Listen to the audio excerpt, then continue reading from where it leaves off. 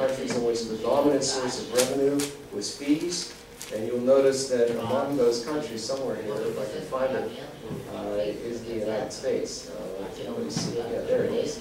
51% of the revenue of our nonprofits comes from fees. And interestingly, in the United States, 31% comes from government, leaving only about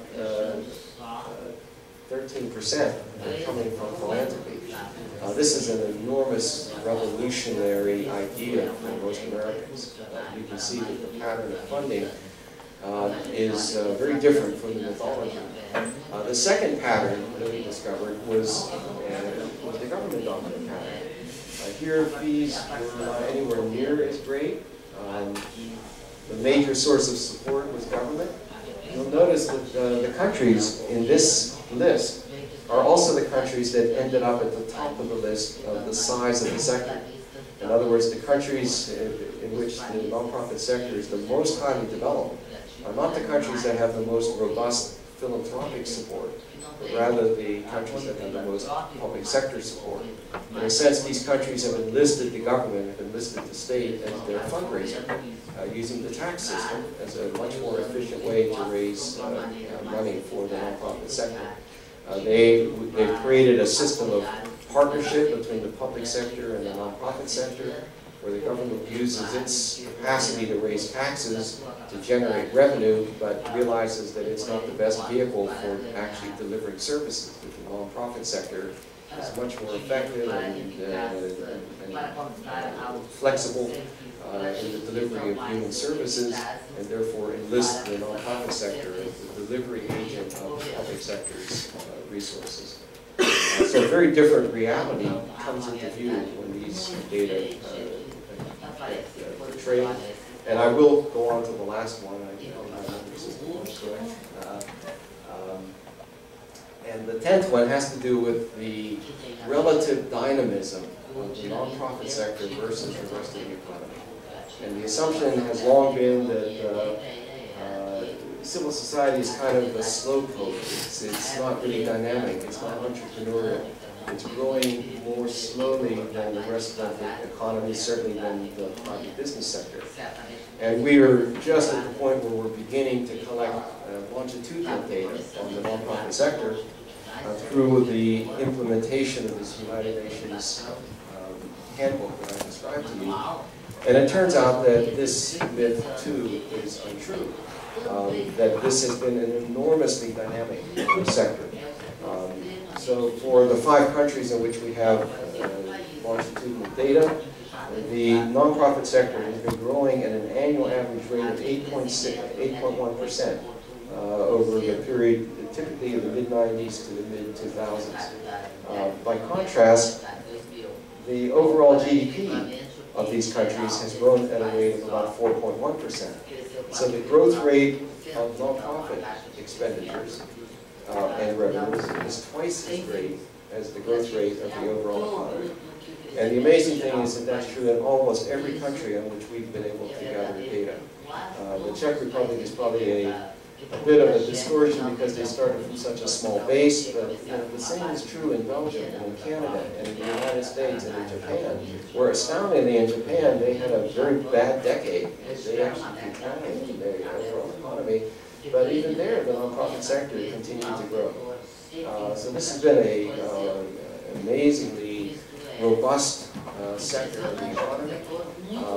Part of the reason for that probably is that it is in the service fields. And we know that there's been a structural shift in the nature of the economies of the world from production to services, and nonprofits have been right in the middle of that. So let me subside there. I can go on, but I think what I'll do, since I've gotten through my 10 bits, is to give you a chance to ask questions. Thank you for your attention.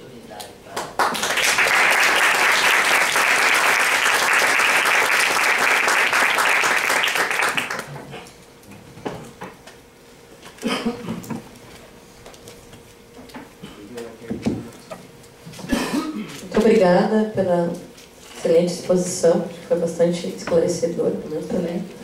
A gente vai abrir agora alguns minutos, para algumas perguntas, né, quem tiver.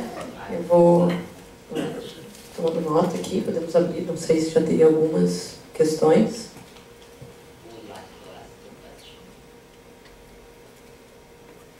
Cláudia.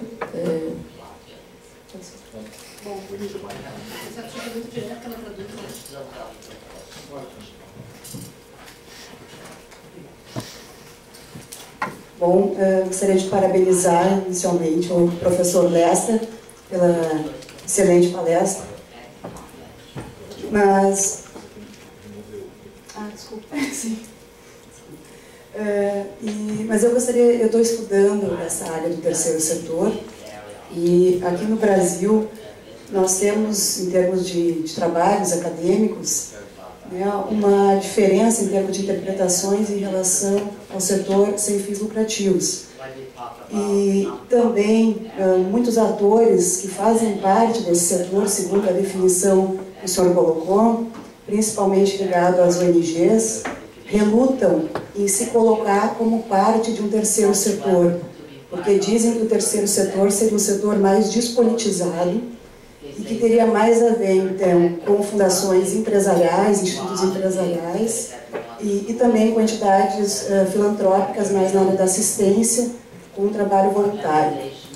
Então, eu gostaria de ouvi-lo, já que o senhor trabalha, né, como se sociedade civil e terceiro setor fossem sinônimos, o que do ponto de vista da pesquisa empírica é muito interessante, que permite trabalhar com essas organizações, que são muito difíceis de trabalhar pela sua heterogeneidade. Mas o que o senhor acha, né, dessa relutância, digamos, de certos setores em se ver como parte de um terceiro setor, onde estão presentes também fundações, institutos empresariais, e que trabalham, digamos, com outro vocabulário ou muitas vezes com uma ação menos politizada? É isso. Sim, então meu nome é Cláudia, eu sou estudante aqui da URGS, do doutorado em Sociologia e também sou professora de Sociologia na Unisc, que é uma universidade também comunitária sem fins lucrativos. Obrigada.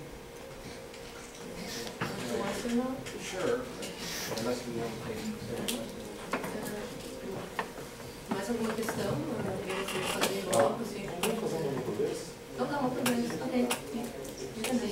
Okay. So we hear. Is this on? It's on. It's on. So we hear this argument very frequently.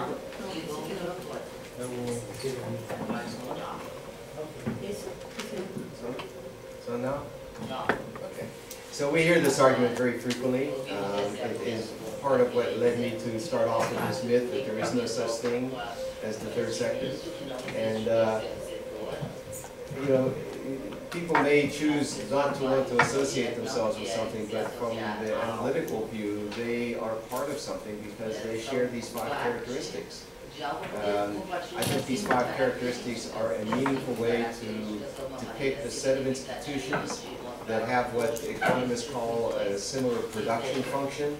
That is, they are trying to do the same thing, they're maximizing the same thing. They are not maximizing profit.